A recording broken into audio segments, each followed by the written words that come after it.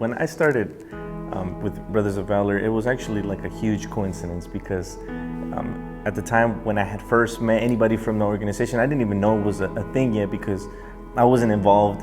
And I met the main director of the music program. His name is David Morris, and I would always run into him at work, and we would always talk. We would always just talk about life. And one day we started talking about music, and it was so crazy because I told him that I worked at a studio and that I really wanted to get involved in a professional environment.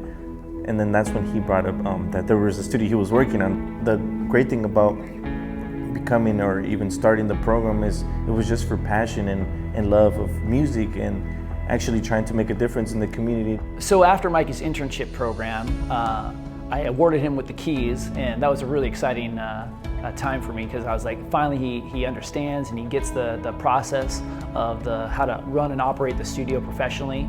And what was really awesome was that it goes beyond just the internship program because of the relationship that we built.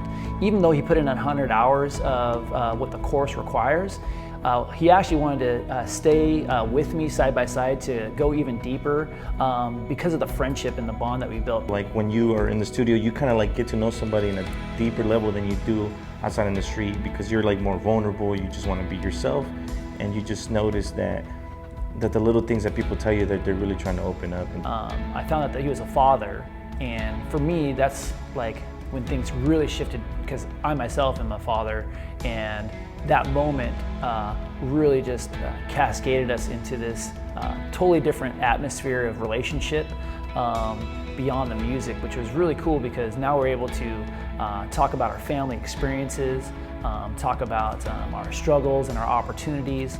It was also another thing that we were both fathers at this time, so it was something we can both relate to and speak about, and problems I would have, he's already experienced, or problems I had that he hadn't seen.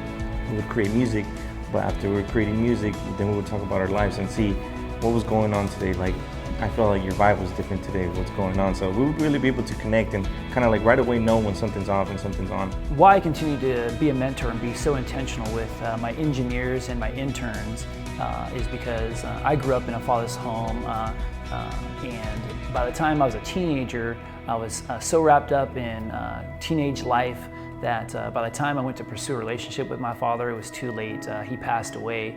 And so I was 18 at the time, and my life just skyrocketed into 1,000 different directions without the right leadership or a father figure to give me that counsel or that guidance.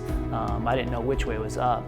And thankfully that I found men that would come into my life and speak into my life that actually had a firm foundation. Going through the stuff I went through and talking to David about the stuff he went through, we could actually relate because we both grew up without our dad being around. So it kind of showed us like this, like it kind of gave us like this absence in our life that we needed to fulfill, and we were looking for it, and we lasted all these years trying to find it till one day we actually discovered it by ourselves without knowing that we had people around us that could impact our lives in such a positive way. I would say I just grew a lot of maturity. I mean, obviously we never fully mature because we're always learning and there's always that experience, but just becoming really responsible, becoming more open-minded, and really like just I would say grateful and even experienced, you know, because after like all those 2 years, almost 2 years, it just feels like you never stop learning and you just never stop growing, actually doing the same thing that I was taught, teaching people how to do what I do. Because at the end of the day, you can't teach passion, but if they have the passion and you have the ability to teach, then their passion can definitely grow. The torch has been passed down. David said, here, you take it. So now I have it, and now I'm teaching some guys that are my friends, so it's pretty cool. There's so much behind the scenes that you can't explain. There's so many days, there's so many hours that you just can't put into words. Sometimes it's something that you have to see for yourself and you have to feel for yourself.